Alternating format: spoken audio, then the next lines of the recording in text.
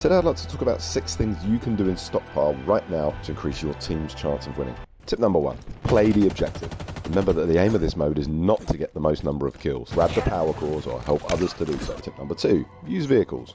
This requires players to work together, so it's more difficult on casual modes, but not every player seems to understand that you can get in a vehicle once you have that power core. So tip number 3, position the power cores to a better location. Now this next point requires some self-sacrifice, as you will almost certainly die doing it, so you can help your team by moving as many power cores to a new position which favours your team. Tip number 4, throw as you run. There are 2 main advantages to this.